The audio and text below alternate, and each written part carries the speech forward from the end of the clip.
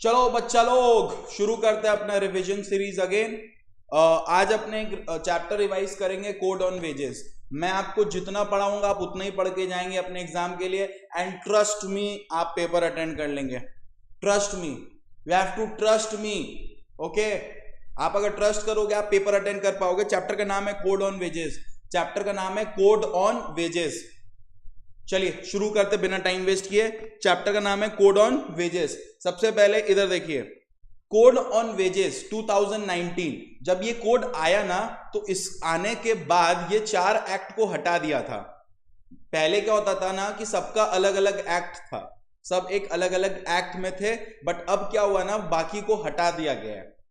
तो code on wages जब हटा, जब कोड ऑन वेजेस हटा, code on wages 2019, code on wages 2019 sorry हटा नहीं, जब कोड आया, जब कोड ऑन वेजेस 2019 आया तो वो बोनस एक्ट जो था उसको हटा दिया। पहला बात मैं ये बता दूं, ये कोड ऑन वेजेस एक्ट सिर्फ एप्लीकेबल है हमारे सीए में इंटर न्यू सिलेबस के लिए, नॉट फॉर ओल्ड सिलेबस। ठीक है, ओल्ड सिलेबस अभी भी ये bonus act, minimum wages act, payment of wages act और ये सब पढ़ेंगे। डन है क्या? लेकिन कोड ऑन वेजेस एप्लीकेबल है ओनली फॉर न्यू स्टूडेंट्स, यानी कि न्यू सिलेबस स्टूडेंट्स। ठीक है, तो बिना टाइम वेस्ट किए, कोड ऑन वेजेस जब आया 4 तरह के एक्ट को हटाया। बोलिए मेरे साथ, कितना तरह के एक्ट को हटाया? 4 तरह के एक्ट को हटाया। बोलिए क्या क्या, बोलिए बोलिए बोलिए। Number 1 bonus act, minimum wages act, payment of wages act and equal remuneration act. 4 तरह के एक्ट को हटा दिए बेटा, 4 तरह के एक्ट को हटा दिए। बताइए क्या क्या? Bonus act, minimum wages act, payment of wages act और इक्वल रेम्युनरेशन हटा दिया। नेक्स्ट, इसमें क्या याद करना है? बस याद रखना है नॉर्मली कि 4 तरह के एक्ट को हटा दिए। बोलिए क्या क्या? Payment of bonus act, payment of minimum wages act, payment of wages act and equal remuneration act हटा दिया। उसके बाद जब हटाया तो हम लोग पढ़ रहे कोड ऑन वेजेस। हम लोग क्या पढ़ रहे? Code on wages. तो कोड ऑन वेजेस में आपको समझना तो पड़ेगा ना, वेज क्या होता है, वेजेस क्या होता है, व्हाट डज वेजेस मींस, याद करना है। यस, याद करना है आपको। तो वेजेस का सेक्शन कौन सा है? Section 2 clause Y, section 2 clause Y of code of wages 2019। Section 2 clause Y क्या बोलता है? बोलता है वेज का मतलब होता है हर तरह का रेम्युनरेशन। वेज का मतलब होता है हर तरह का रेम्युनरेशन। वेज का मतलब होता है हर तरह का रेम्युनरेशन, चाहे वो एक वे ऑफ सैलरी फॉर्म में हो, it is kind of way of salary के फॉर्म में, या कोई भी अलावेंसेस के फॉर्म में। तो wage means all kind of remunerations. Wage means all kind of remuneration, whether by way of salary के थ्रू या अलावेंसेस के थ्रू, जो मिलता है आप लोगों को टर्म्स ऑफ एम्प्लॉयमेंट।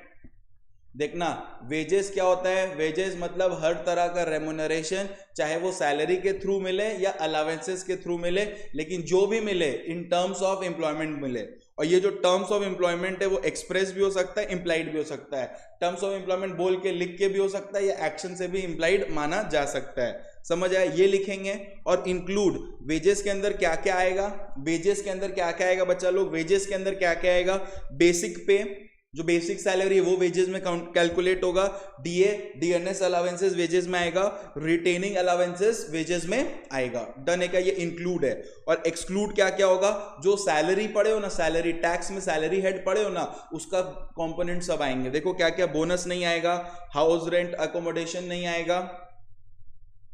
ठीक है, हाउस रेंट अलावेंसेस बोलने का मतलब है रेंट फ्री एकोमोडेशन नहीं आएगा, कंट्रीब्यूशन पेड बाय एम्प्लॉयर, वो जो एम्प्लॉयर पे करता है ना प्रोविडेंट फंड के लिए, ग्रेचुइटी के लिए, जो एम्प्लॉयर कंट्रीब्यूट करता है ना, वो सब सैलरी के मतलब वेजेस के डेफिनेशंस में नहीं आएंगे।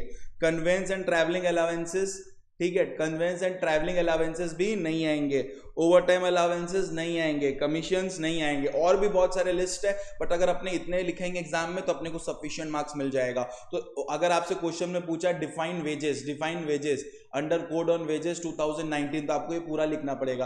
Veg means all remunerations whether by salary or allowances payable in a terms of employment, such terms may be express or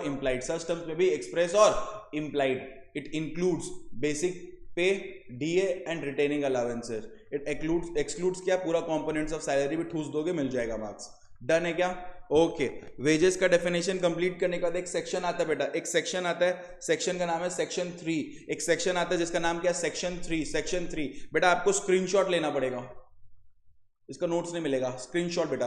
screenshot, encrypted नहीं है, मस्त स्क्रीनशॉट ले लीजिए। ट्रस्ट मी, यहीं से पढ़ना, यहीं से यही पढ़ना हो जाएगा, और मत पढ़ने चैप्टर को, यहीं से पढ़ना और मत पढ़ना, मेरा गारंटी है, गारंटी। सेक्शन 3 क्या बोलता है, ध्यान से सुनो। सेक्शन 3 बोलता है, सेक्शन 3 क्या बोलता है, इंप्लॉयर जो है ना वो इंप्लॉय के साथ ना डिस्क्रिमिनेट नहीं करेगा। जो इंप्लॉयर है ना वो इंप्लॉय के साथ डिस्क्रिमिनेट नहीं करेगा। इंप्लॉयर ना इंप्लॉय के साथ डिस्क्रिमिनेट नहीं करेगा। कौन से ग्राउंड पे, सेक्स के ग्राउंड पे। बोलने का मतलब है जेंडर के बेस पे वो उसके साथ डिस्क्रिमिनेट नहीं करेगा कि वो महिला है तो उसको कम पैसा देंगे, कुछ ऐला पैरा काम देंगे, ऐसा वो नहीं करेगा। समझ आ रहा है? तो ये लिखा है कि इंप्लॉयर शुड नॉट डिस्क्रिमिनेट, यानी कि नो डिस्क्रिमिनेशन अमंग एम्प्लॉइज में कोई भी तरह का डिस्क्रिमिनेशन नहीं हो सकता। किस बेसिस पे? जेंडर्स के बेसिस पे। किससे related? Relating to wages for similar work. ऐसा नहीं कि महिला काम कर रही है तो तुम कम पैसा दे रहे हो, मर्द काम कर रहा है तो ज्यादा दे रहे हो, नहीं। एक ही जैसा काम के लिए वेजेस डिफरेंट नहीं हो सकता on the basis of gender. Am I clear with this? आप क्या कर सकते हो, आप मतलब कैसे डिस्क्रिमिनेट कर सकते हो? आप वेज रिड्यूस कर सकते हो, वो भी एक तरह का डिस्क्रिमिनेशन है, अलाउड नहीं है। आप क्या कर सकते हो? सेक्स डिस्क्रिमिनेशन कर सकते हो, मतलब डिस्क्रिमिनेट कर सकते हो at the time of recruitment. Job रखने के लिए नहीं महिला को नहीं, महिला के लिए नहीं, मर्द के लिए रखेंगे, मर्द के लिए, ये आप नहीं कर सकते। लेकिन हाँ, अगर कोई लॉ में बोल रहा है कि महिला को आप जॉब में नहीं रख सकते, कुछ ग्राउंड है, तो वो फॉलो होगा।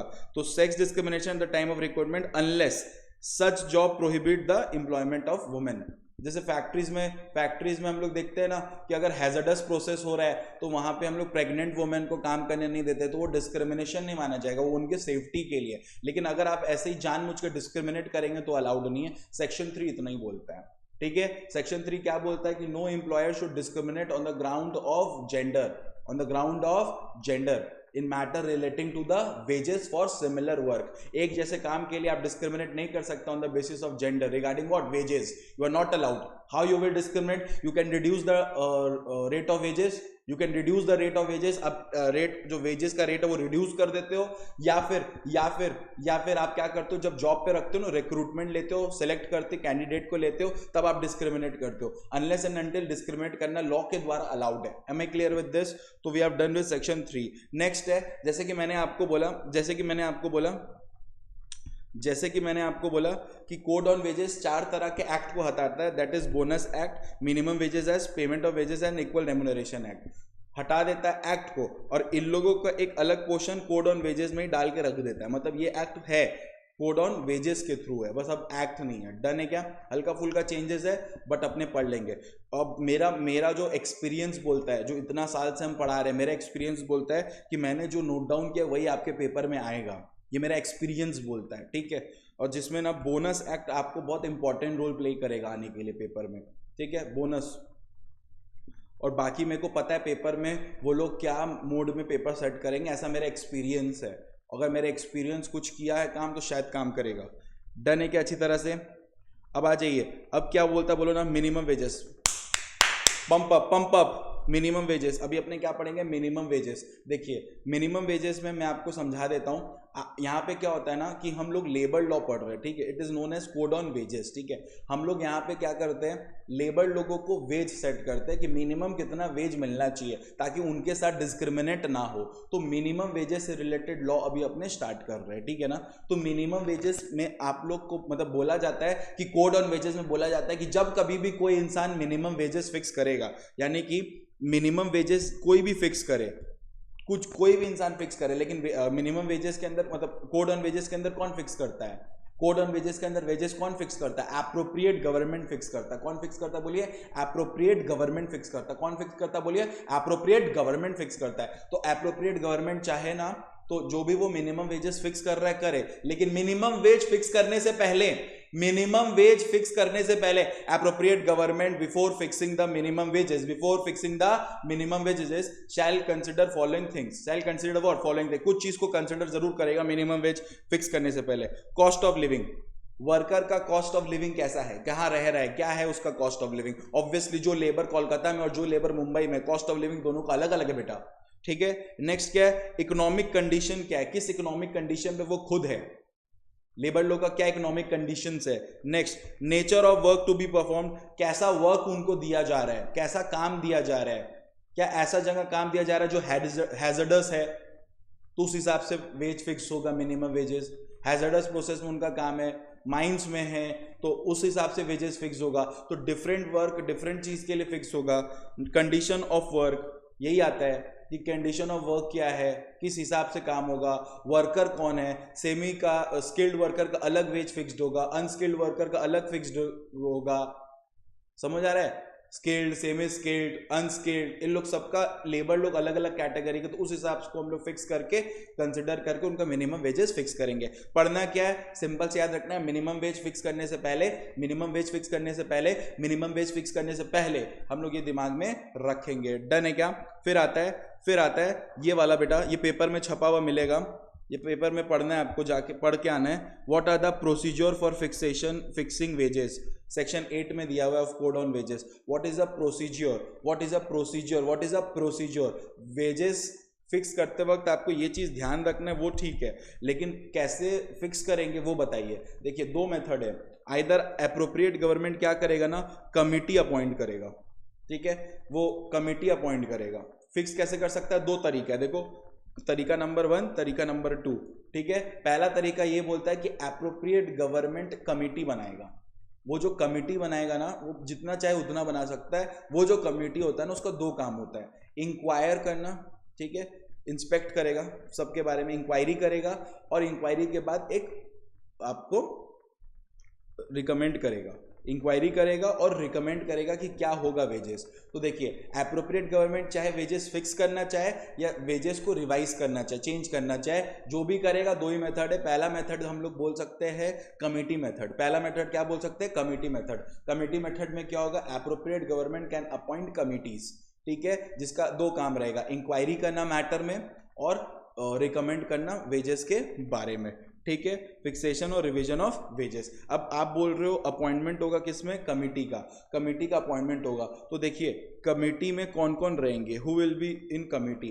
पहला रहेगा रिप्रेजेंटेटिंग एम्प्लॉयर, कमिटी में एम्प्लॉयर का भी कुछ रिप्रेजेंटेटिव रहेगा और एम्प्लॉय का भी कुछ रिप्रेजेंटेटिव रहेगा, जो इक्वल नंबर पे रहेगा, ठीक है। Employer representative and employee representative must be in equal number, और साथ ही साथ इंडिपेंडेंट पर्सन रहेगा। यहाँ पे आईपी का मतलब, ये एरो देखिए यहीं पे जा रहा है, इंडिपेंडेंट पर्सन मतलब आईपी का मतलब इंडिपेंडेंट पर्सन, ठीक है, इंडिपेंडेंट भी रहेगा, जो किसी से बायस्ड नहीं रहेगा, वो भी रहेगा, जो एक्सीड नहीं करना चाहिए 1/3 ऑफ टोटल मेंबर। तुम्हारा जो कमिटी का टोटल मेंबर रहेगा उसका 1/3 इंडिपेंडेंट पर्सन रहेगा। तुम्हारा कमिटी में सपोज करो 10 मेंबर रहेंगे, तो 10 में से 1/3 इंडिपेंडेंट पर्सन रहेंगे। Am I clear with this? So this is all about इसका कमिटी मेथड में। अच्छा, ये पहला मेथड हुआ। दूसरा मेथड क्या बोलता है? एप्रोप्रिएट गवर्नमेंट कुछ नहीं करेगा, नोटिफिकेशन ला देगा, कोई कमेटी वमिटी नहीं रखेगा, नोटिफिकेशन दे देगा और पब्लिश कर देगा अपना प्रपोजल कि वो कितना वेजेस फिक्स करना चाह रहा है और किसके कमेटी में, मतलब कितना पैसा डालना चाह रहा है, कितना बढ़ाना चाह रहा है, ऐसे एक प्रपोजल दे देगा। और ये प्रपोजल उसको देगा जो इसके इस डिसीजन से अफेक्ट होने वाला है, उसको बताएगा कि हम ये सोच रहे हैं, ठीक है। अब लेबर देखो हर तरह का है, जो जो अफेक्ट होगा उसको तो बताएंगे ना कि क्या लेबर रहेगा, कैसे रहेगा, वो दे देगा। और उन लोगों से मांगेगा कि उन लोग अपना रिकमेंडेशन दे, उन लोग अपना रिप्रेजेंटेशन दे, लेकिन कितना टाइम देगा? At least 2 month. कितना टाइम देगा बोलो? एटलीस्ट 2 मंथ टाइम देगा। तो देखो यहाँ पे क्या लिखा है, appropriate government through notification, appropriate government through notification can publish such proposal to the person who is likely to get affected, giving them minimum 2 months for representation made by them. जो भी रिप्रेजेंटेशन वो देंगे उनको consider करेंगे। Done है क्या अच्छी तरह से? अब सुनो, ये सब कुछ होने के बाद ये जो 3 और 4 है ये कॉमन है, मतलब क्वेश्चन में तो वो लोग पूरा पूछ सकता है procedure of fixing of wages. यहाँ पे आपको लिखना पड़ेगा, देखो देगा कि what is the procedure for fixing of wages under section 8, तो पूरा लिखना पड़ेगा। According to section 8 appropriate government can fix the minimum wages rate through 2 methods. Number 1 committee methods में लिखोगे ये वाला पूरा, ठीक है, फिर ये वाला लिखोगे नॉमिनेशन मेथड, नोटिफिकेशन मेथड पूरा लिखोगे। यहाँ से सब कॉमन है, 3 4 कॉमन है, एज अ होल लिखना है। बोल रहा है अब रिकमेंड तुम कमिटी अगर रखोगे, अगर कमिटी अपॉइंट की हो तो कमिटी वाला क्या देगा बोलो, रिकमेंडेशन देगा, ठीक है ना। कमिटी वाला क्या देगा, रिकमेंडेशन देगा। या फिर रिकमेंडेशन कौन देगा, अगर नोटिफिकेशन दिए थे तो लोग जो लोग अफेक्ट है वो लोग भी रिकमेंडेशन देगा, कितना महीना के अंदर, 2 महीना के अंदर, क्योंकि टाइम फिक्स्ड वही है। अब एप्रोप्रिएट गवर्नमेंट नोटिफिकेशन के थ्रू उन लोगों का रिकमेंडेशन सुना, ठीक है, सब कुछ सुनने के बाद मिनिमम वेजेस फिक्स कर सकता है, नोटिफिकेशन ला देगा कि मिनिमम वेजेस फिक्स कर दिया है, ठीक है। तो जैसे ही एप्रोप्रिएट गवर्नमेंट फिक्स किया वो एप्लीकेबल हो जाएगा 3 महीना के बाद। अगर कुछ नोटिफिकेशन मिल, अगर एप्रोप्रिएट गवर्नमेंट लिख दिया एप्लीकेबल विद इन 1 मंथ, तो 1 मंथ बाद ही हो जाएगा। कुछ नहीं लिखा तो 3 महीना बाद वो एप्लीकेबल हो जाएगा। Am I clear with this, yes और नो, यस और नो। अच्छा, अगर फिक्स करना है तो फिक्स करेगा। अच्छा, कभी भी अगर रिवाइज करना है, रिवाइज मतलब चेंजेस लाना है मिनिमम वेजेस में, तो एप्रोप्रिएट गवर्नमेंट हमेशा कंसल्ट करता है किसको बोलो तो एडवाइजरी बॉडी अंडर सेक्शन 42। ये बना हुआ इस वेजेस में, हम लोग पढ़ेंगे इसके बारे में। एडवाइजरी बॉडी अंडर सेक्शन 42, उसको कंसल्ट करके वो चेंजेस करता है। Am I clear with this? उसको कंसल्ट करके वो चेंजेस करता है। डन है क्या? उसको कंसल्ट करके ही वो चेंजेस करता है। अच्छा, हमेशा याद रखना मिनिमम वेज रेट एक बार फिक्स हो गया इसका मतलब ये नहीं वही आदम समय तक चला जा रहा है। हर 5 साल में वो चेंज होगा, ठीक है। हर 5 साल में मिनिमम रेट ऑफ वेजेस क्या होगा बोलो बेटा? चेंज होगा। आई होप आपको यहाँ तक समझ आया। चलो एक बार रिवीजन का भी रिवीजन कर ले। कोड ऑन वेजेस जब आया था 4 तरह का चीज़ों को हटाया था, bonus act, minimum wages act, payment of wages act and equal remuneration act. अच्छा, उसके बाद हम लोग पढ़े वेजेस का डेफिनेशन। वेजेस बोलता है हर तरह का रेम्यूनरेशन आएगा। वेजेस बोलता है हर तरह का रेम्यूनरेशन आएगा। वेजेस बोलता है हर तरह का रेम्यूनरेशन आएगा, जिसमें इंक्लूड होगा सैलरी, ऑल रेम्यूनरेशन, जो कोई भी पेमेंट हो under the terms of employment. Such term जो भी आप पेमेंट करेंगे वो एक्सप्रेस हो सकता है या इम्प्लाइड हो सकता है। और इंक्लूड क्या क्या करेगा? बेसिक पे, डीए और रिटेनिंग अलाउंसेस। और एक्सक्लूड करेगा bonus, HRA, rent free accommodation, contribution, conveyance, travelling, over time and commissions. Done है क्या? अच्छा, अगर मैं सेक्शन 3 का बात करूं, सेक्शन 3 जो है वो बात करता है कि एम्प्लॉयर को डिस्क्रिमिनेट नहीं करना जेंडर के बेसिस पे in the related of wages, in the matter relating to wages for similar work. फिर अपने पढ़े थे मिनिमम वेजेस, बहुत मस्त है कि मिनिमम वेजेस अगर आपको फिक्स करना है तो आप फिक्स कर सकते हो। कौन फिक्स करेगा? एप्रोप्रिएट गवर्नमेंट फिक्स करेगा। 2 मेथड है, कमिटी मेथड और नोटिफिकेशन मेथड। ये दोनों मेथड आप पढ़ लीजिएगा, एग्जाम के लिए इंपॉर्टेंट है। डन है क्या? अच्छी तरह से ये सारा कुछ इंपॉर्टेंट है। डन है। अच्छा, कुछ मिसलेनियस पॉइंट्स है। मिसलेनियस पॉइंट्स का मतलब क्या है? आपको बस ध्यान रखना है। मेरे को नहीं लगता इसमें आपका ज़्यादा टाइम लगेगा इस मिसलेनियस पॉइंट को कवर करने में। ये देखो मिसलेनियस पॉइंट क्या बोलता है, ध्यान से सुनो। मिसलेनियस पॉइंट क्या बोलता है कि appropriate government minimum wages fix करेगा टाइम वर्क के अनुसार या पीस वर्क के अनुसार। टाइमली देखो, वेज तो फिक्स करना है ना, तो कोई टाइम के हिसाब से काम कर रहा है उस हिसाब से देंगे, और पीस मतलब जितना माल बना रहा है उस हिसाब से देंगे। पढ़ने का कुछ नहीं है। वेज पीरियड, वेज कब दे सकते हो? आवरली के बेसिस पे दे सकते हो, डे के बेसिस पे दे सकते हो, मंथ के बेसिस पे दे सकते हो। वाह, इसमें कुछ पढ़ने का है नहीं। डन है क्या? अच्छा, सेंट्रल गवर्नमेंट ना चाहे तो फिक्स कर सकता है फ्लोर वेज। फ्लोर वेज का मतलब समझ आता है? फ्लोर वेज का मतलब ये होता है इतना वेजेस, मतलब मिनिमम वेजेस जो तुम फिक्स करोगे ये इसके नीचे नहीं जाना चाहिए। समझ आ रहा है? तुम मिनिमम वेज फिक्स कर रहे हो लेकिन एक फ्लोर वेज है, इसके नीचे कभी भी मिनिमम वेजेस नहीं जाना चाहिए। तो fixation of floor wage. Am I clear with this? ये फ्लोर वेज जो होता है ना वो अलग अलग होता है डिफरेंट ज्योग्राफिकल एरिया में, लेकिन फिक्स करने से पहले सेंट्रल गवर्नमेंट कंसल्ट करता है एडवाइजरी बॉडी बोर्ड को और स्टेट गवर्नमेंट को। फिक्स करने से पहले कंसल्ट करता है इन दोनों को। डन है, तब वो फिक्स करता है। उसके नीचे तुम कभी भी वो नहीं रख सकते। डन है क्या? अच्छी तरह से डन है। अच्छा सर, फ्लोर वेज जितना था उसके ऊपर ही मिनिमम वेज है तो उतना ही रहने दो, रिड्यूस नहीं करना बाबा। डन है क्या? नेक्स्ट, एप्रोप्रिएट गवर्नमेंट फिक्स करता है नंबर ऑफ वर्किंग आवर। देखो, मिनिमम वेजेस फिक्स करके क्या फायदा होगा? खाली हम तुमसे पूछते हैं, गवर्नमेंट खाली वेजेस फिक्स कर रहा है, वर्क का टाइम वाइम फिक्स नहीं किया है। अगर वर्क का टाइम वाइम फिक्स नहीं किया तो एम्प्लॉयर बोलेगा वेजेस 200, काम कर पूरा 2400 घंटा। अजीब हो गया ना, फिर फायदा क्या हुआ? मिनिमम वेज का कुछ औकात ही नहीं हुआ। तो मिनिमम वेज तो फिक्स करना ही है, साथ साथ मिनिमम वर्किंग आवर भी तो फिक्स करना पड़ेगा ना, तभी तो इफेक्टिव होगा ना बेटा। तो मिनिमम वर्किंग आवर फिक्स करना है। तो फॉर नॉर्मल वर्किंग डे के लिए वो फिक्स करता है नंबर ऑफ वर्किंग आवर, जिसमें कुछ ब्रेक भी रहता है, ठीक है। और क्या क्या प्रोवाइड करेगा, वो बताएगा कि एक दिन का रेस्ट जरूर मिलना चाहिए हर 7 दिन में, ठीक है। और वो ये बताएगा कि अगर कोई ओवर टाइम काम कर रहा है तो ओवर टाइम का अलग से पेमेंट करना है। एप्रोप्रिएट गवर्नमेंट का इतना ही काम है। डन है क्या अच्छी तरह से? एप्रोप्रिएट गवर्नमेंट का इतना काम है। कभी कभी क्वेश्चन ट्विस्ट करके आ गया ना, मेरा बच्चा लिख लेगा what is the duty of appropriate government, तो तुम लिख सकता है the appropriate government duty is to हम बता दें क्या क्या, is to fix minimum wages following this method, ठीक है। It is the duty of appropriate government, it is the duty of appropriate government that before fixation following things need to be considered, cost of living ये, ठीक है। फिर it is the duty of the appropriate government, it is the duty of appropriate government, then whenever there is a revision of wage rate, such government must consult with advisory body, ठीक है ना। It is a duty of an appropriate government, it is a duty of appropriate government that at every 5 years such minimum wages must be revised।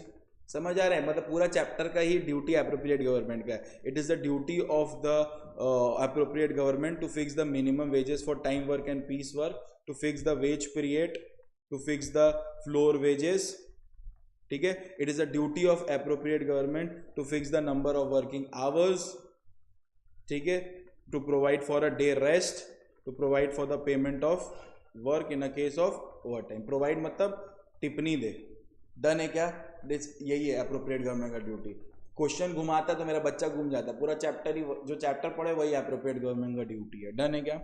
I hope आप इसको पक्का देख के जाएंगे और देख के रिवाइज भी कर लेंगे। बेटा बहुत मस्त चैप्टर है, इससे आप आराम से उम्मीद कर सकते हैं। नेक्स्ट आता है क्या, बोलो ना, पेमेंट ऑफ वेजेस। नेक्स्ट क्या आता है? Payment of wages. एक था मिनिमम वेजेस, नेक्स्ट क्या आता है? Payment of wages. घबराओ मत, ये देखो एक पेज, ये पूरा एक पेज हुआ, ये दूसरा पेज और खत्म, ठीक है। 2 पेज पढ़ना है। Payment of wages, payment of wages में सेक्शन 16 बहुत इजी है, मैं बता रहा हूँ। सेक्शन 16 जो है ना वो डिसाइड करता है वेज पीरियड के बारे में।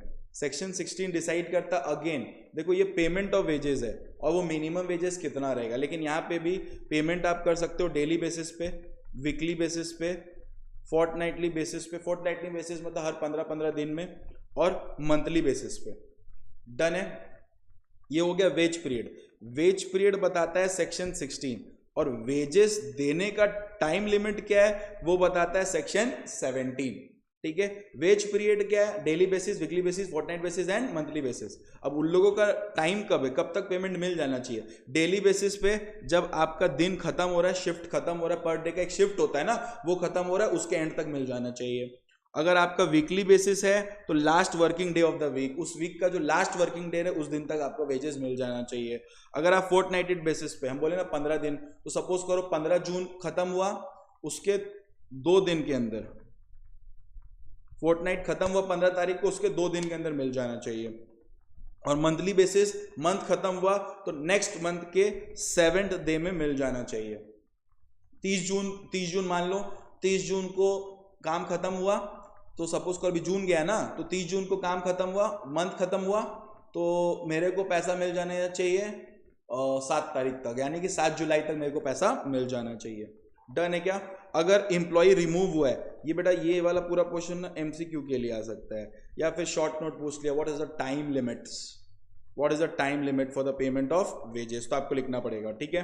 अच्छा, अगर एम्प्लॉय को निकाल दिया गया है या डिसमिस कर दिया गया है सर्विस से, या रिजाइन किया है, या फिर वो अनएम्प्लॉयड हो गया। अनएम्प्लॉयड क्यों हुआ है? क्योंकि जिस जगह वो काम करता था वही बंद हो गया, क्लोजर ऑफ एस्टैब्लिशमेंट हो गया। जिस जगह वो काम करता था वही बंद हो गया, जिस जगह वो काम करता था वही बंद हो गया बेटा, जिस जगह वो काम करता था वही बंद हो गया है। उस केस में जो वेज होगा वो उसको मिलेगा 2 वर्किंग डेज में। मतलब क्या, आज अनएम्प्लॉयड हुआ, या आज निकला, या आज रिमूव हुआ, तो आज खत्म हुआ, वहां से नेक्स्ट 2 डेज में मिल जाएगा। Am I clear with this? This is a time limit for ये। अच्छा, अब देखो क्या डिडक्शन मिल सकता है वेजेस से? जो वेजेस हम आपको पे कर रहे हैं, क्या हम उससे डिडक्शन कुछ दे सकते हैं आपको? क्या मेरे को उससे इतना राइट है कि हम आपका वेजेस को माइनस कर सकते हैं? तो देखो, लॉ का जनरल रूल क्या बोलता है? जनरल रूल बोलता है कि डिडक्शन फ्रॉम द वेजेस नहीं होता। No deduction from the wages, no deduction from the wages. Wages से कोई भी तरह का डिडक्शन नहीं मिलना चाहिए, वेजेस से कोई भी तरह का डिडक्शन नहीं मिलना चाहिए, ठीक है। लेकिन कुछ एक्सेप्शनल रूल है, पता है, ये लोग इतना नीच भी हो सकता है, पूछ लिया अगर तुमसे डायरेक्ट की state the grounds on which deduction from wages is possible, तो तुमको कुछ तो लिखना पड़ेगा ना कि वेजेस का डिडक्शन पॉसिबल किस ग्राउंड्स पे हो सकता है, कौन कौन से ग्राउंड पे वेजेस का डिडक्शन हम लोग दे सकते हैं। ऐसे तो नॉर्मल रूल है नहीं ले सकते, बट कुछ ग्राउंड्स तो होगा ना जिसमें डिडक्शन फ्रॉम वेजेस ले सकते हैं। तो देखो नंबर 1 वो पूछ सकता है पेमेंट मेड बाय एम्प्लॉय। देखो एम्प्लॉय को अगर कोई पेमेंट करना है, किसको? एम्प्लॉयर को या फिर उसके एजेंट को। Payment made by the employ to the employer और his agent, to the employer और हिज एजेंट। कोई भी पेमेंट एम्प्लॉय को करना है अगर एम्प्लॉयर को या एजेंट को, तो उसका डिडक्शन मिल जाएगा, मतलब उसके वेजेस से डिडक्ट कर देगा। एम्प्लॉय क्यों देगा? जाके एम्प्लॉय क्या बोलेगा, मेरा जो मंथली वेजेस आप देने वाले उससे काट लीजिए, तो डिडक्शन हो जाएगा अगर कोई पेमेंट एम्प्लॉय को देना था। डन है क्या अच्छी तरह से? नेक्स्ट, अगर उसके ऊपर कोई फाइन इम्पोज किया गया है, एम्प्लॉय के ऊपर फाइन लगा दिया है, एम्प्लॉय के ऊपर क्या लगा दिया गया? बोलो, फाइन लगा दिया गया है। तो अगर एम्प्लॉय के ऊपर फाइन लगा दिया गया तो उसके वेजेस से ही डिडक्ट होता है, ठीक है। अच्छा एक बात और याद रखना, फाइन लगाने से पहले ना, फाइन जो लगाते हो ना उसका प्रॉपर डिस्प्ले होना चाहिए कि क्या एक्ट करोगे तो फाइन लगेगा, क्या ओमिशन करोगे तो फाइन लगेगा, ठीक है। बिफोर इम्पोजिंग फाइन, सुनो ध्यान से, या imposition of fine is possible, imposition of fine is possible only if such has been displayed in the establishment, if such has been displayed in the establishment, stating the act or omission, stating the act or the omission which will attract such fine। बोलने का मतलब है किस act कर, क्या कांड करने से फाइन लगेगा या क्या नहीं करने से फाइन लगेगा, इसका प्रॉपर डिस्प्ले आप अपने एस्टैब्लिशमेंट में, आप अपने वर्क ऑफिस पे पोस्ट करिए जहां पे देख पाए, तब आप लगाइए फाइन, ठीक है। और अगर फाइन लग रहा है तो डिडक्शन हो जाएगा वेजेस से, ठीक है ना। ड्यूटी में नहीं आया, डिडक्शन हो जाएगा, ठीक है। अच्छा, कोई भी तरह का गुड्स का नुकसान कर दिया या मनी का नुकसान कर दिया, loss of goods, loss of money, loss of goods, loss of money कर दिया जो एम्प्लॉय के कस्टडी में था और लॉस्ट हुआ है उसके नेग्लिजेंस से। वो पैसा लेके जा रहा था, माथा में कोई बंदूक रख दिया, पैसा देना पड़ेगा ना, उसका नेग्लिजेंस तो नहीं है, लेकिन वो पैसा रखा ही है ऐसा पॉकेट में जो मस्त फटा हुआ है, फटा हुआ जीन्स पहना था, नीचे फट गया सब कुछ। डन है क्या अच्छी तरह से? अच्छा, अगर एम्प्लॉयर उसको हाउस एकोमोडेशन पे कर रहा है, हाउस एकोमोडेशन दे रहा है, तो कोई भी रेंट वेंट उससे चार्ज करना तो उसके वेजेस से कटेगा बेटा, उसके वेजेस से कटेगा। और कुछ कॉमन सेंस आपको डाल के खुद भी लिखना पड़ेगा बेटा, कॉमन सेंस डाल के, कि अगर कोई भी पेमेंट एम्प्लॉयर कर रहा है जिसका अधिकार एम्प्लॉय का पेमेंट का था, any payment made by the employer, any payment made by the employer but the obligation to pay is on employ, then employer is entitled to take deductions. और भी बहुत सारे डिडक्शन है बेटा, बहुत डिडक्शन का लिस्ट है, लेकिन मैंने इतना ही रखा कि अगर आया तो हम लोग कुछ लिख पाए, ठीक है। It is not possible to mug up each and everything, but yes it is possible कि हम लोग इतना लिख के अपने आप को स्कोर करवा पाए। Is it possible, right? तो एक चीज याद रखिएगा, मैक्सिमम कितना डिडक्शन हो सकता है? 50% ऑफ वेजेस। ऐसा नहीं कि तुम काटे जा रहा है, डिडक्शन किए जा रहा है, ऐसा नहीं होता। मैक्सिमम 50% ऑफ वेजेस ही आप डिडक्शन ले सकते हो, उससे ज्यादा नहीं, ठीक है। मैक्सिमम कितना बोलो? 50% ऑफ वेजेस। अच्छा, मैक्सिमम फाइन कितना लग सकता है? बोले ना फाइन लगाएंगे, तो मैक्सिमम फाइन लग सकता है 3% ऑफ वेजेस। बेटा एमसीक्यूज है बेटा ये सब।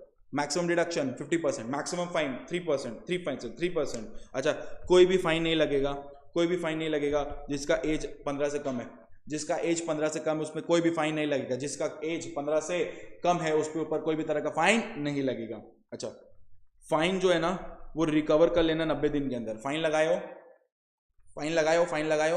एम्प्लॉय पे फाइन लगाओ, जिस दिन लगाओ वहां से 90 दिन के अंदर रिकवर कर लेना। 90 दिन बाद मांगने भी नहीं देंगे तुमको उस फाइन को, नहीं मांग पाओगे उस फाइन को, 90 दिन के बाद फाइन मांगने नहीं देंगे तुमको, समझे? 90 दिन के अंदर रिकवर कर लेना, नहीं तो फाइन नहीं लेने देंगे, फाइन नहीं लेने देंगे। समझ आ रहा है अच्छी तरह से? तो ये था आपका डिडक्शंस, ठीक है। मैं कुछ आपको एक बार एक चीज़ और बताना चाहता हूँ, 1 मिनट, मैं टाइम वेस्ट नहीं करता हूँ, इसीलिए मैं पॉज करके बताऊंगा, मतलब डिस्प्ले करूंगा फिर बताऊंगा। चलिए, जैसे कि मैंने बोला टाइम नहीं वेस्ट करूंगा, डिस्प्ले करूंगा फिर बताऊंगा। देखिए, अभी अपने पढ़ कर आए थे ना, डिडक्शन फ्रॉम वेजेस क्या पॉसिबल है, वो सेक्शन 18 में दिया हुआ है, लिख लीजिएगा। सेक्शन 18 के अंदर बताया गया क्या क्या डिडक्शन पॉसिबल है। पेज नंबर इंस्टीट्यूट मैट का 315, पेज नंबर इंस्टीट्यूट मैट का 315। अब देखो, ये सारा डिडक्शन देना है, ठीक है, ये सारा डिडक्शन देना है, ठीक है। अब एक चीज जो इसमें है वो ये है, जैसे कि तुम्हारा हम प्रमोशन होल्ड करके रखे, ठीक है, stoppage of increment. Stoppage of increment मतलब तुम्हारा सैलरी वेजेस बढ़ेगा, हम उसको भी होल्ड करके रखे, या फिर तुम्हारा प्रमोशन हम होल्ड करके रखे, ठीक है, या फिर तुमको लोअर पोस्ट दे दिए या टाइम कम कर दिए, या फिर तुमको सस्पेंड किए, तो उसमें भी तो वेजेस घटेगा ना, लेकिन वो वेजेस को डिडक्शन नहीं माना जाएगा,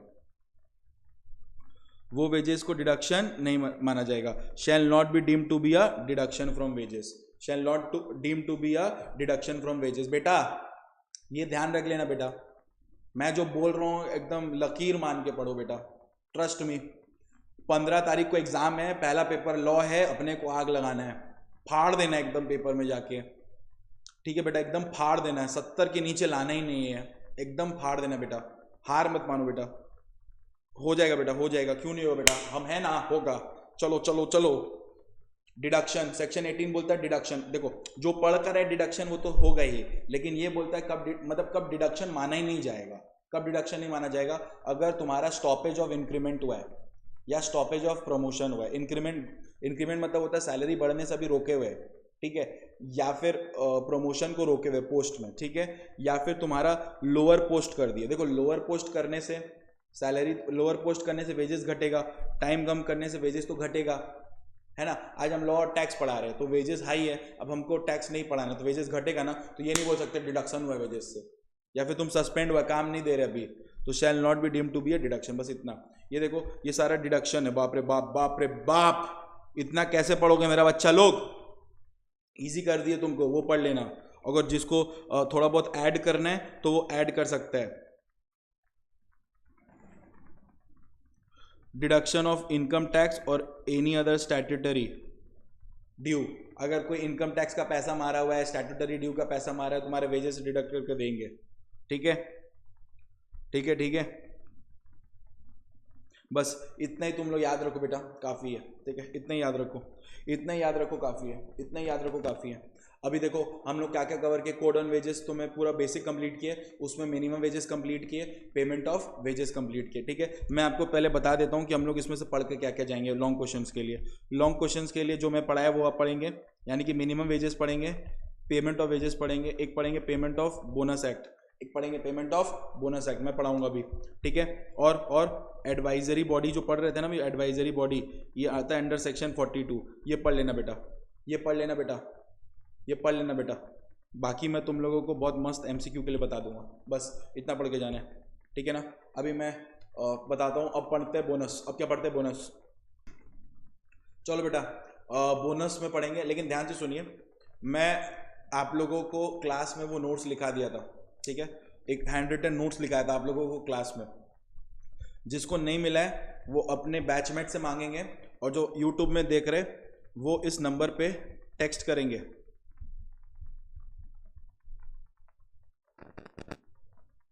ठीक है, और वहां पे डालेंगे hand written notes, hand written notes bonus का, तो उनको मिल जाएगा।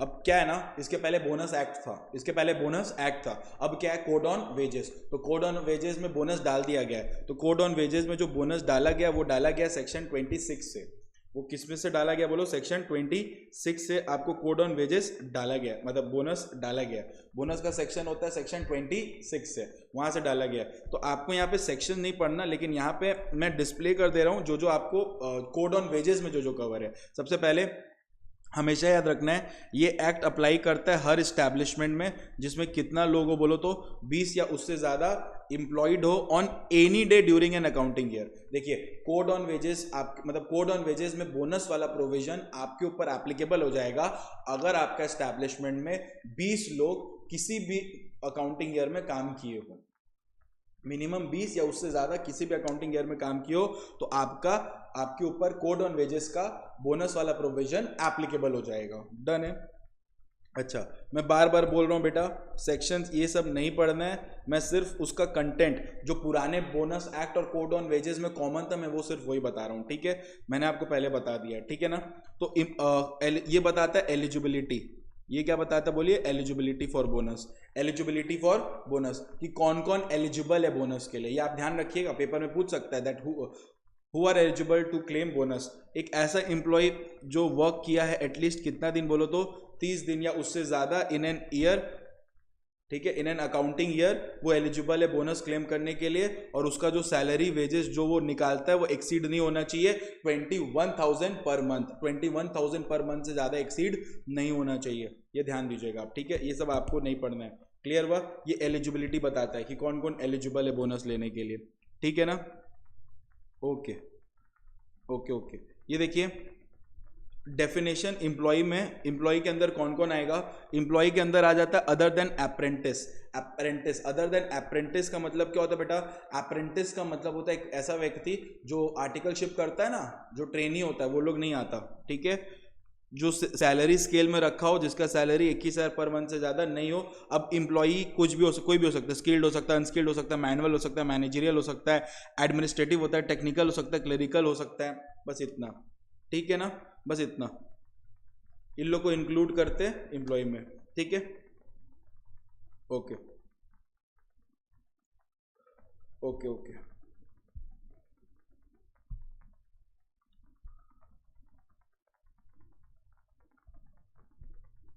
ओके अब देखो बोनस कोड ऑन वेजेस के अकॉर्डिंग, कोड ऑन वेजेस के अकॉर्डिंग एक सीलिंग लिमिट है, एक सीलिंग लिमिट है, क्या है बोलिए, सीलिंग लिमिट है।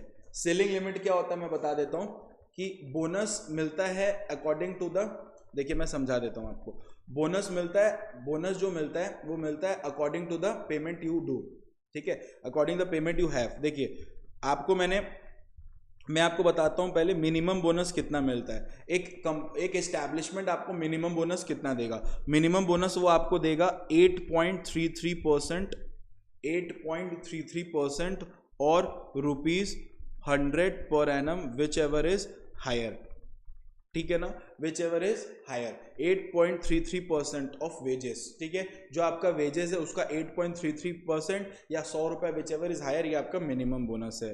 आपका मैक्सिमम बोनस जो होता है बेटा, आपका मैक्सिमम बोनस होता है 20%, आपका मैक्सिमम बोनस होता है 20%, यानी कि आपके वेजेस का 8.33। तो ध्यान रखिएगा आपका वेजेस अगर 5,000 है तो 5,000 अगर पर मंथ है तो 5,000 इंटू 12, ठीक है, 5,000 इंटू 12 करके उसका 8.33% जो भी आएगा वो लोगे और 100 रुपया से कंपेयर करोगे, विच एवर इज हायर, वो आपका मिनिमम बोनस है।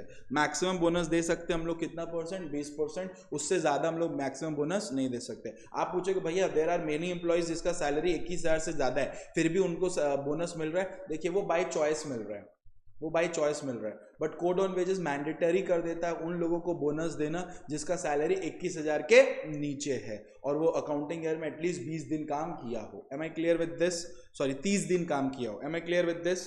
अच्छा अब ये जो वेजेस है ना, ये 8.33 ऑन किस पे लगेगा बोलो, वेजेस। अब वेजेस का कुछ सीलिंग लिमिट्स है, वेजेस का कुछ सीलिंग लिमिट है, वेजेस का क्या बोलो बेटा, सीलिंग लिमिट है, ceiling limit of wages, ceiling limit of wages, what is the ceiling limit of wages, ठीक है, सीलिंग लिमिट है वेजेस का, वेजेस का क्या सीलिंग लिमिट है, वेजेस का क्या सीलिंग लिमिट है, ध्यान से देखिए, what are the ceiling limit of wages. बोल रहे हैं आपका अगर सीलिंग लिमिट है 7,000, सीलिंग लिमिट कितना है 7,000, बोल रहा है अगर तुम्हारा वेजेस 7,000 के नीचे है तो एक्चुअल अमाउंट में वेज कैलकुलेट कर लो, मतलब अगर मेरा वेज 5,000 है सपोज करो तो मैं लूंगा 8.33% ऑफ 5,000, डन है। मेरा अगर 6,000 है तो मैं लूंगा 8.33% of 6,000, am I clear with this? मेरा अगर 7,000 है तो मैं लूंगा 8.33% ऑफ 7,000, लेकिन अगर मेरा वेजेस 12,000 है तो मैं लूंगा 883% ऑफ 7,000 ओनली, यानी कि रेस्ट्रिक्टेड है 7,000 तक। तुम्हारा अगर वेजेस 7,000 से कम है तो एक्चुअल वेजेस का 8.33 लोगे, लेकिन अगर तुम्हारा वेजेस 7,000 से ज़्यादा है तो आपको पूरा वेजेस कैलकुलेट करना है एज पर 7,000 ओनली। सर हम लोग का सैलरी 22,000 है तो 8.33 ऑफ 7,000 मत करना, बिकॉज लिमिट होता है कितना बोलो तो 21,000 तक। Am I clear with this? ये था ceiling limit of wages. Clear हुआ अच्छी तरह से? Okay okay okay okay okay, done है क्या? अच्छा, आपको याद है मैंने बोला था कि 30 वर्किंग डेज आप काम करना चाहिए ना, तो 30 वर्किंग डेज में लेड ऑफ भी आएगा, मतलब वो आया था काम करने बट उसको आप काम करने नहीं दिए, वो भी आएगा। On leave with salary on wages, अगर वो छुट्टी पे है लेकिन सैलरी ऑन वेजेस के साथ है वो भी, मतलब वो 30 वर्किंग डेज में काउंट होगा। एब्सेंट इसलिए हुआ है क्योंकि उसको टेम्पररी डिसेबलमेंट हुआ है, और ये होने का कारण क्या है? एक्सीडेंट हुआ है नौकरी के समय में तो टेम्पररी डिसेबल हो गया, वो भी 30 वर्किंग डेज में इंक्लूड माना जाएगा। या मैटरनिटी लीव में, प्रेग्नेंट है कोई तो मैटरनिटी लीव में वो, ठीक है ना। फिर ये वाला कंसेप्ट आपको अपने एमटीपीज पे दिख ही गया था, set on and set of, set on and set of. देखिए बोनस में ना ये बहुत इंपॉर्टेंट रोल प्ले करता है set on and set of का प्रोविजंस, ठीक है। अब इसका चांसेस आने का भी रहता है, इसका चांसेस नहीं भी आने का रहता है, ठीक है। लेकिन बोनस में आपसे ना एलिजिबिलिटी पूछ सकता है, ठीक है, who are eligible to claim bonus, तो वो आपको लिखना पड़ेगा, ठीक है। और बोनस कब नहीं मिलेगा वो भी ध्यान देना है आपको, ठीक है ना। तो सुनिए ना, सेट ऑन आता है और एक आता है सेट ऑफ, एक आता है सेट ऑन, एक आता है सेट ऑफ। मैं आपको समझा देता हूँ सेट ऑन और सेट ऑफ का क्या रूल होता है, ध्यान से समझिए। सेट ऑन, सेट ऑन का मतलब आता है आपका मूड बहुत अच्छा है, सेट ऑफ का मतलब आता है आपका मूड बहुत ऑफ है। सेट ऑन का मतलब होता है आपका मूड बहुत अच्छा है, और सेट ऑफ का मूड होता है कि आपका मूड बहुत खराब है। तो देखिए मैं आपको चीज़ बताता हूँ, अपने पास ना एक अवेलेबल, अपने पास ना एक अवेलेबल, अपने पास क्या रहता है बोलो? एक अवेलेबल, अपने पास एक क्या रहता है बोलो? एक अवेलेबल,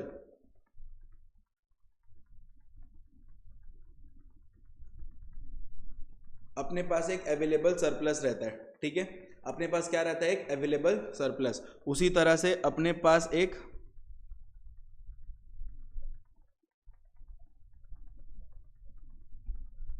एलोकेबल सरप्लस रहता है, अवेलेबल सरप्लस और एलोकेबल सरप्लस। अब ध्यान से सुनो, होता क्या है ना, जो अपने पास अवेलेबल सरप्लस है उसका अपने आइदर 60% या 67%, अवेलेबल सरप्लस का 60% या फिर 67%।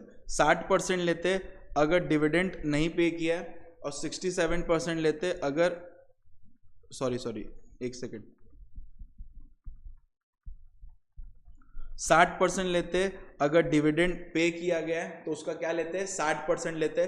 डन है। डिविडेंड अगर पे किया गया मतलब कंपनी डिविडेंड भी दिया है तो 60% लेते हैं अवेलेबल सरप्लस का, और 67% लेते हैं अगर डिविडेंड पे नहीं किया गया है। तो जो सरप्लस अवेलेबल से एलोकेबल सरप्लस कैसे आया? 60 और 67% करके। तो जैसे ही आप 60 और 67% करते हैं आपके पास एलोकेबल सरप्लस आ जाता है। अब क्या है ना, आपका एलोकेबल सरप्लस इतना ज्यादा है ना, allocable surplus is more than maximum bonus, मतलब हम अगर हम मैक्सिमम बोनस भी दे देना सबको तब भी मेरे पास एलोकेबल सरप्लस बच रहा है, तब भी मेरे पास एलोकेबल सरप्लस बच रहा है। तो जब वो बचता है ना तो वही एक्सेस ऑफ एलोकेबल सरप्लस को पेमेंट के बाद हम लोग कैरी फॉरवर्ड कर देते हैं, किस लिए? सेट ऑन होने के लिए इन 4 सक्सीडिंग अकाउंटिंग ईयर, जो बाद में यूटिलाइज होगा for the purpose of payment of bonus. बस 4th शेड्यूल वड्यूल मत लिखना, for the purpose of payment of bonus. समझ आ रहा है अच्छी तरह से? उसको हम लोग सेट ऑन बोलते हैं, उसको हम लोग क्या बोलते हैं बोलिए? Set on. तो सेट ऑन का मतलब आप समझे, जब आपका अवेलेबल सरप्लस जो रहता, जब आपका अवेलेबल सरप्लस एलोकेबल सरप्लस निकालते हो और एलोकेबल सरप्लस इतना है, एलोकेबल सरप्लस इतना है कि मैक्सिमम बोनस देने के बाद भी आपके पास एलोकेबल सरप्लस बच रहा है, मैक्सिमम बोनस देने के बाद भी आपके पास एलोकेबल सरप्लस बच रहा है, मतलब हम लोग इतना मैक्सिमम बोनस दे दिए कि हमारे पास एलोकेबल सरप्लस अभी भी बच रहा है, तो लॉ बोलता है कि उसको आप कैरी फॉरवर्ड कर लो। देखो बच रहा है तो मूड अच्छा हो गया, मूड अच्छा, ठीक है। अगर वो बच रहा है तो उसको आप कैरी फॉरवर्ड कर लो, कितना साल के लिए बोलो? कितना साल के लिए कैरी फॉरवर्ड कर लो, बोलो 4 सक्सीडिंग अकाउंटिंग ईयर। कितना साल के लिए कैरी फॉरवर्ड करोगे, बोलो 4 सक्सीडिंग अकाउंटिंग ईयर के लिए क्या करोगे, कैरी फॉरवर्ड करोगे। Am I clear with this? Done है। जो बाद में यूज होगा किसके लिए, बोनस देने के लिए ही, ठीक है। सेट ऑफ मतलब आपका एलोकेबल सरप्लस इतना कम है कि आप मिनिमम बोनस भी नहीं दे पा रहे हो, आप मिनिमम बोनस भी नहीं दे पा रहे हो। वहां मैक्सिमम बोनस देने के बाद भी बच रहा था और यहाँ पे हम मिनिमम बोनस ही नहीं दे पा रहे, हम मिनिमम बोनस नहीं दे पा रहे, मिनिमम बोनस नहीं दे पा रहे, इतना कम है। तो अब वो भी कैरी फॉरवर्ड होगा।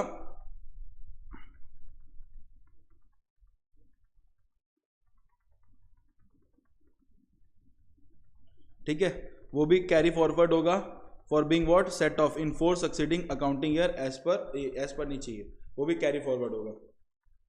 ठीक है, जो भी कैरी फॉरवर्ड हो रहा है तो पहले हम लोग उसको यूज करेंगे, पहले जब नेक्स्ट ईयर में कैरी फॉरवर्ड हो रहा है तो पहले उसको यूज करेंगे, ठीक है ना। अच्छा, फिर पूछता है क्या डिडक्शन हो सकता है, क्या एडजस्टमेंट हो सकता है क्या? सुनो ध्यान से, अगर तुम बोनस जो है ना, बोनस को डिडक्ट कर सकते हो, बोनस का डिडक्शन कर सकते हो, बोनस का डिडक्शन हो सकता है क्या? बोनस को काट के दे सकते हैं? Answer is yes. अगर हम तुमको पहले ही कुछ कस्टमरी बोनस दे दिए तो डिडक्शन हो सकता है, या फिर हम तुमको कुछ इंटरिम बोनस पहले ही दे दिए तो हम डिडक्ट कर सकते हैं। The employer is entitled to deduct. Done है। तो डिडक्शन कब हो सकता है? देखो यहाँ पे लिखा है, और भी ग्राउंड है डिडक्शन होने का। अगर एम्प्लॉय गिल्टी पाया गया है, फाइनेंशियल लॉस किया हुआ एम्प्लॉयर को, ठीक है, तो उस ग्राउंड पे वो डिडक्ट कर सकता है। क्या हम लोग किसी को डिस्क्वालीफाई कर सकते हैं क्या बोनस देने से? बोल दिए बोनस ही नहीं देंगे, नीच बोनस ही नहीं देंगे तुमको, ऐसा डिस्क्वालीफाई कर सकते हैं? The answer is yes.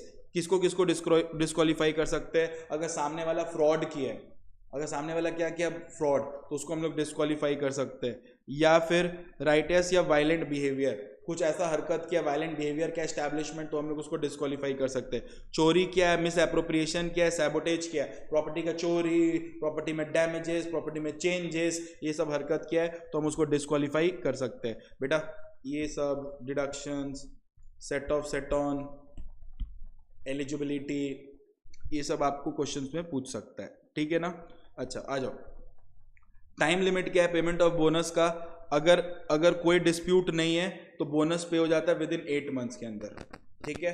साल का खत्म होने से 8 मंथ्स के अंदर वो पेमेंट हो जाता है, ठीक है, विद इन 8 मंथ्स। अगर डिस्प्यूट चल रहा है तो 1 मंथ के बाद पेमेंट होगा। कहाँ से 1 मंथ? कहाँ से? जो अवार्ड, जो जजमेंट आया ना कोर्ट का, अवार्ड जजमेंट दिया, वहां से 1 महीना के अंदर पेमेंट हो जाएगा अगर डिस्प्यूट चल रहा है। तो टाइम लिमिट पे भी ध्यान दीजिएगा बेटा, क्वेश्चन पूछ सकता है, ठीक है ना। टाइम लिमिट पे भी क्वेश्चन पूछ सकता है। अच्छा ये वाला सुनो, हम जो बता रहे हैं वो ध्यान से सुनो। पहला 5 साल, अगर आपका कंपनी नया नया खुला है, नया नया मतलब आपका ऑर्गेनाइजेशन नया नया खुला है, तो पहला 5 साल बोनस तभी देना, पहला 5 साल बोनस तभी देना जब प्रॉफिट हो, ठीक है। जब तक प्रॉफिट ना हो बोनस नहीं देना, बस इतना ही याद रखना है, ठीक है ना, अच्छी तरह से। This is all about bonus. तो मैंने कोड ऑन वेजेस में 3 इंपॉर्टेंट चीज डिस्कस कर लिया आपके साथ, minimum wages, payment of wages and bonus. आप ये वीडियो देखिए, आपको हो जाएगा। वीडियो जब आप देखिए तो इसको आराम से आप 1.75 में देख सकते हो, कोई प्रॉब्लम नहीं है। डन है क्या अच्छी तरह से? डन बच्चा लोग। तो अपने कोड ऑन वेजेस वाला पोर्शन किए हैं। अब इंस्टीट्यूट मैट के हिसाब से मैंने इसको सारा कवर किया है, ठीक है।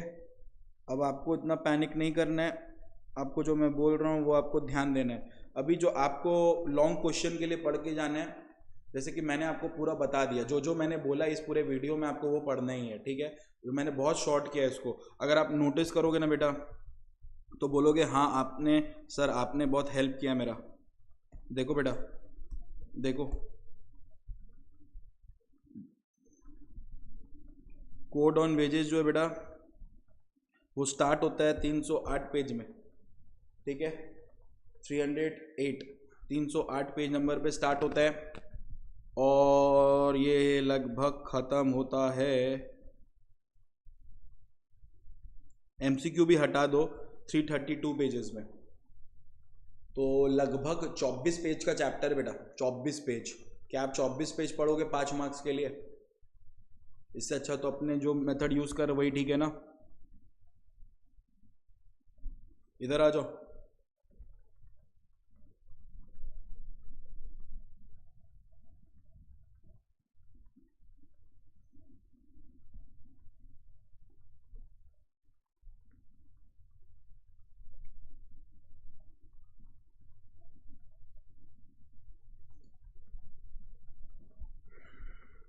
इधर देखो, अपने जो पढ़ेंगे वो पढ़ेंगे बस एक क्वेश्चन जिसका नाम है advisory boards. Code on wages में एडवाइजरी बोर्ड्स बनाया जाता है अंडर सेक्शन 42। ठीक है, कौन बनाएगा? सेंट्रल गवर्नमेंट और स्टेट गवर्नमेंट। पेज नंबर 323 है इंस्टीट्यूट मैथ का। सेंट्रल गवर्नमेंट और स्टेट गवर्नमेंट दोनों ही बनाएगा, क्या बोलो ना, एडवाइजरी बोर्ड। दोनों ही क्या बनाएगा बोलो? एडवाइजरी बोर्ड दोनों बनाएगा। सेंट्रल गवर्नमेंट भी बनाएगा और स्टेट गवर्नमेंट भी एडवाइजरी बोर्ड बनाएगा। ठीक है, अब इधर देखो, अब हम लोग बात करेंगे सेक्शन 42 में बोला था ना, तो सेक्शन 42 में एडवाइजरी बोर्ड बनेगा। ठीक है, आपको जैसा मैं बता रहा हूं आप उतना ही पढ़ोगे, ध्यान से सुनो। सेंट्रल गवर्नमेंट बनाएगा सेंट्रल एडवाइजरी बोर्ड, ठीक है, और स्टेट गवर्नमेंट बनाएगा स्टेट एडवाइजरी बोर्ड। पहले हम तुमसे पूछते हैं, पहले हम तुमसे पूछते हैं, पहले हम तुमसे पूछते हैं, पहले हम तुमसे पूछते हैं, पहले हम तुमसे पूछते हैं, सेक्शन 42 के अंदर एडवाइजरी बोर्ड कौन बनाएगा? सेक्शन 42 के अंदर एडवाइजरी बोर्ड बनाने वाला दो बॉडी है, एक सेंट्रल गवर्नमेंट, एक स्टेट गवर्नमेंट। सेंट्रल गवर्नमेंट बनाएगा सेंट्रल एडवाइजरी बोर्ड और स्टेट गवर्नमेंट बनाएगा स्टेट एडवाइजरी बोर्ड। ठीक है, दो लोग अलग अलग बोर्ड बनाएंगे। अब सेंट्रल गवर्नमेंट जो बनाएगा उसमें कौन कौन रहेगा बेटा? ध्यान से सुनो, कंसिस्ट ऑफ कौन कौन? रिप्रेजेंटेटिंग एम्प्लॉयर्स, अभी पढ़ कर आए थे ना, मिनिमम वेजेस से सेम है। रिप्रेजेंटेटिंग एम्प्लॉयर्स, रिप्रेजेंटेटिंग एम्प्लॉयज, जो इक्वल होना चाहिए इन नंबर, बस इतना। ऐसे लिखोगे रिप्रेजेंट, देखो सेंट्रल एडवाइजरी कमेटी में, सेंट्रल एडवाइजरी बोर्ड में कौन कौन रहेगा? अभी आप पढ़ कर आए थे, कौन कौन रहेगा बोलो? Representing employers and employees in same number, in equal number. ठीक है ना। फिर यहाँ पे इंडिपेंडेंट पर्सन भी पढ़ कर आए थे ना, इंडिपेंडेंट पर्सन भी रहेगा, 1/3 ऑफ टोटल मेंबर था इधर, यहाँ पे भी वही है, 1/3 of total member of the board. ठीक है ना, और 1/3 of total member of committee था, या 1/3 of total member of board है, वही रहेगा। एक चीज ऐड हुआ है यहाँ पे, वो ये हुआ है कि 5 रिप्रेजेंटेटिव रहेगा स्टेट गवर्नमेंट का। सेंट्रल में स्टेट गवर्नमेंट का रिप्रेजेंटेटिव रहेगा, और रिप्रेजेंटेटिव को कौन नॉमिनेट करेगा? सेंट्रल गवर्नमेंट खुद नॉमिनेट करेगा। Am I clear with this? तो बेटा पता है क्वेश्चन पूछ सकता है कि explain the composition of advisory boards, तो आपको लिखना पड़ेगा advisory boards must be may be constituted by central and state government both. Central government will constitute central advisory body, state government will constitute state advisory body. Central government जो central advisory body must be consist of equal representative of employer and employee. Number 2, independent person not exceeding 1/3 of the total member of board, जो board में उसका, ठीक है, मतलब central board तो central board, और independent लोग भी रहेगा, सॉरी 5 इंडिपेंडेंट तो हो गया, 5 रिप्रेजेंटेटिव रहेगा, 5 representative of state governments, state governments का रिप्रेजेंटेटिव रहेगा। लेकिन वो स्टेट गवर्नमेंट का रिप्रेजेंटेटिव जो है, 5 रिप्रेजेंटेटिव किसका रहेगा बोलो? 5 रिप्रेजेंटेटिव रहेगा स्टेट गवर्नमेंट का, 5 रिप्रेजेंटेटिव ऑफ स्टेट गवर्नमेंट, जो कौन नॉमिनेट करेगा बोलो ना? Central government. जो कौन नॉमिनेट करेगा? सेंट्रल गवर्नमेंट नॉमिनेट करेगा। Am I clear with this? Sure है आप? अब इधर देखिए, अब ध्यान से सुनिए, ध्यान से ध्यान से ध्यान से। ये लोग अपॉइंट हो रहे हैं ना बेटा, ठीक है, ये लोग जो अपॉइंट हो रहे हैं ना, ये टोटल बोर्ड में जितने लोग भी अपॉइंट हो रहे हैं, 1/3 ये मेंबर का जितना भी 1/3, ये जो है ना, इसका 1/3 मेंबर वुमेन रहेगा, महिला रहेगी। 1/3 जितने भी मेंबर अपॉइंट हो रहे हैं उसके 1/3, ये वाले पूरे में ये जितने भी हो रहे हैं इसके 1/3 कौन रहेगा बोलो? महिला रहेगी। ठीक है, महिला रहेगी। और ये इंडिपेंडेंट पर्सन है ना बेटा, इंडिपेंडेंट पर्सन, इसी इंडिपेंडेंट पर्सन में से एक जन बनेगा इस सेंट्रल एडवाइजरी बोर्ड का, क्या बोलो? Chairman. Am I clear with this? तो अगर आपसे कोई पूछे, अगर आप मेरे से पूछोगे भैया सेक्शन 42 के अंदर एडवाइजरी बॉडी के बारे में बताओ, तो हम बोलेंगे एडवाइजरी बॉडी दो एडवाइजरी बॉडी होता है, एक होता है सेंट्रल एडवाइजरी बॉडी और एक होता है स्टेट एडवाइजरी बॉडी। तो पहले सेंट्रल एडवाइजरी बॉडी में कौन कौन आएगा? हम बोले इक्वल रिप्रेजेंटेटिव ऑफ, बेटा पढ़ लो मेरे साथ, equal representative of employer and employee, employer and employee, equal representative of what? Employer and employee, equal representative of employer and employee, equal representative of employer and employee, ठीक है, ये हो गया अच्छी तरह से। फिर इंडिपेंडेंट पर्सन रहेगा, इस इंडिपेंडेंट पर्सन में से वन इंडिपेंडेंट पर्सन कितना रहेगा, 1/3 of total member of board. कौन सा बोर्ड, ये वाला बोर्ड का 1/3, ठीक है। और इसी इंडिपेंडेंट में से एक पर्सन ही क्या बनेगा, चेयरमैन बनेगा, ठीक है। फिर बोले 5 रिप्रेजेंटेटिव रहेगा स्टेट गवर्नमेंट का, जिसको कौन अपॉइंट करेगा, सेंट्रल गवर्नमेंट। और ये जो टोटल में जितना लोग भी आप बना रहे हो, ये टोटल जितना लोग भी आप बना रहे हो, इसका 1/3 जो है वो महिला रहनी चाहिए। Am I clear with this? इसकी 1/3 कौन रहनी चाहिए, बोलो महिला रहनी चाहिए, महिला, ओके। फिर आता है स्टेट एडवाइजरी बॉडी। लेकिन सुन लो ना, यहाँ पे देखो, यहाँ पे वो लोग आपसे ना पूछ सकता है कि what is the duty of central advisory body. Central advisory body का क्या ड्यूटी है, क्या ड्यूटी है? तो सेंट्रल एडवाइजरी बॉडी एडवाइस करता है सेंट्रल गवर्नमेंट को, सेंट्रल एडवाइजरी बॉडी एडवाइस करता है सेंट्रल गवर्नमेंट को। अभी आप पढ़ के भी आए थे, याद करो, कंसल्ट करना पड़ता था ना एप्रोप्रिएट गवर्नमेंट को, उससे। तो किस किस मैटर पे, जब भी मिनिमम वेजेस फिक्स होगा तब, ठीक है, महिला का नौकरी बढ़ाने का अपॉर्चुनिटी हुआ तब, कितनी महिला रहेगी एम्प्लॉयड होगी तब, और कोई भी other matter relating to code,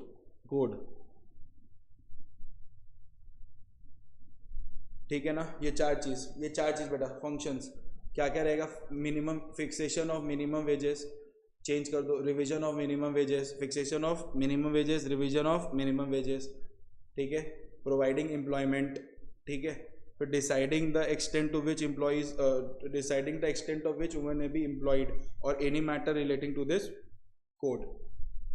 done है। अब क्योंकि तुम सेंट्रल वाला अच्छे तरह से पढ़ लियो, सेंट्रल वाला पोर्शन अच्छी तरह से पढ़ लियो, ये तुमको बहुत अच्छी तरह से समझ आ जाएगा। कैसे समझ आएगा? स्टेट एडवाइजरी बॉडी देखो, उसका भी सेम काम है, सेम काम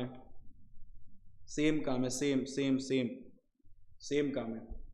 इसमें भी अगर आप देखोगे तो इसमें भी रिप्रेजेंटेटिंग एम्प्लॉयर्स रहेगा, रिप्रेजेंटेटिंग एम्प्लॉय रहेगा, इक्वल नंबर का बेटा, इक्वल नंबर का। यहाँ पे भी इंडिपेंडेंट पर्सन रहेगा 1/3 इक्वल नंबर का, ठीक है। अगेन जो टोटल में 1/3 जो रहेगी महिला रहेगी, ठीक है ना। डन है क्या? डन है। और इसमें भी जो इंडिपेंडेंट पर्सन रहेगा ना, इंडिपेंडेंट पर्सन वही बनेगा chairperson of the board. Done है क्या? बस बेटा, बस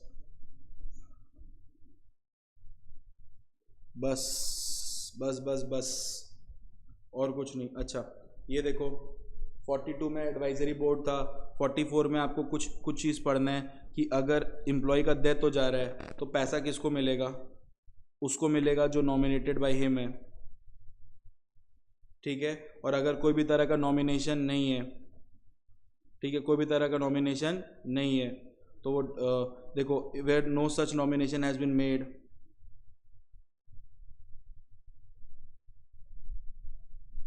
तो वो पैसा आप डिपॉजिट कर देना अथॉरिटी के पास। डन है क्या? बस बेटा, बस।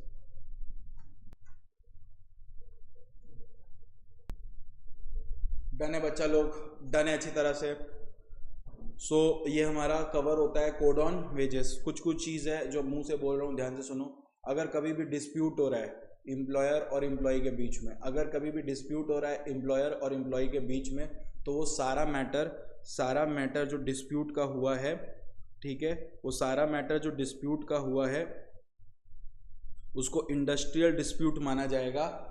इसको क्या माना जाएगा? बोलो, इंडस्ट्रियल डिस्प्यूट माना जाएगा। और वो सब कुछ इंडस्ट्रियल डिस्प्यूट एक्ट 1947 का लॉ फॉलो करके सॉल्व होगा। डन है क्या अच्छी तरह से? ओके। अब आपको ना इसमें से कुछ खास नहीं पढ़ना है। एक चीज़ मैं आपको बताना चाहता हूँ, वो ये है कि एप्रोप्रिएट गवर्नमेंट चाहे तो अपॉइंटमेंट कर सकता है इंस्पेक्टर कम फैसिलिटेटर्स का। There must be an appropriate government क्या कर सकता है? अपॉइंट कर सकता है इंस्पेक्टर कम फैसिलिटेटर्स का, ठीक है, इंस्पेक्टर कम फैसिलिटेटर्स का। अब इंस्पेक्टर कम फैसिलिटेटर जो अपॉइंट होता है ना, वो एक पब्लिक सर्वेंट माना जाता है। क्या माना जाता है? पब्लिक सर्वेंट माना जाता है, और वो अपॉइंट होता है under section 21 of Indian penal code. ये एमसीक्यू है, ठीक है। Deem to be a public servant. अब ना यहाँ पे बेटा कुछ पावर है इंस्पेक्टर कम फैसिलिटेटर का, आप इसमें से कुछ याद कर लेना, ठीक है ना। देखो, इंस्पेक्टर कम फैसिलिटेटर एडवाइस कर सकता है एम्प्लॉयर को और वर्कर को relating to the compliance with the provision of this code. बोलने का मतलब है कि inspector cum facilitator can advise employer and employee relating to the compliances with the provision of this code. बता सकता है कि ये कोड में ये लिखा है, आपको ये फॉलो करना है। समझ आ रहा है? Inspect the establishment as assign to him by the appropriate government. Appropriate government को लगता है कि किसी एस्टैब्लिशमेंट में इंस्पेक्शन करना है, तो वो इंस्पेक्टर को बोलेगा, इंस्पेक्टर का काम बनता है उसको इंस्पेक्ट करने का। डन है बेटा, लास्ट है ये, प्लीज, ये कोड ऑन वेजेस कंप्लीट हो रहा है। डन है क्या? अच्छा, इंस्पेक्टर चाहे तो एग्जामिन कर सकता है किसी भी पर्सन को जो प्रीमाइसेस में मिला है, ठीक है। कोई भी इंसान से इंफॉर्मेशन मांग सकता है बेटा, एकदम वो जो था ना फैक्ट्रीज वाला, उसी से रिलेटेड थोड़ा बहुत। कॉपी मांग सकता है, रजिस्टर मांग सकता है, रिकॉर्ड मांग सकता है, ठीक है। कोई भी तरह का अगर उसको डिफेक्ट और कुछ गड़बड़ दिख रहा है, इन्फॉर्म कर सकता है एप्रोप्रिएट गवर्नमेंट को। बस खत्म बेटा। एप्रोप्रिएट मतलब इंस्पेक्टर कम फैसिलिटेटर का पॉइंट्स हो गया। चलो हो गया बेटा, हो गया सब। बहुत इजी है, इतना ही पढ़ना है, हो जाएगा। एम्प्लॉयर को एडवाइस कर सकता है, एम्प्लॉय को एडवाइस कर सकता है, कोई भी तरह advise employer and employee, advise employer and employee regarding the compliances of the wages on code on wages, ठीक है। एडवाइस करना उसको काम है। दूसरा, assess the person in establishment, inspect any establishment as informed by appropriate government, ठीक है। take copy of the record, seize the copy of the record as and when required. So these are the powers of inspector cum facilitator। बस खत्म हो गया। तो code on wages को अगर conclude करें तो कोड ऑन वेजेस को मैंने आपको बहुत अच्छी तरह से कंक्लूड कर दिया कि आपको क्या क्या पढ़ना है। डन है, आपको क्या क्या पढ़ना है आपको पता चल गया। मिनिमम वेजेस जितना पढ़ाया, बोनस जितना पढ़ाया, पेमेंट ऑफ वेजेस जितना पढ़ाया, और 2 एक्स्ट्रा 42 एडवाइजरी बॉडी जो बहुत इजी है, सेम ही है, ठीक है। और नंबर 2 इंस्पेक्टर कम फैसिलिटेटर। बस हो गया आपका। That's all for code on wages. Thank you so much. Please पढ़ लीजिए, 15 को एग्जाम है, भयंकर पढ़ी, फाड़ दीजिए, मुंह तोड़ दीजिए।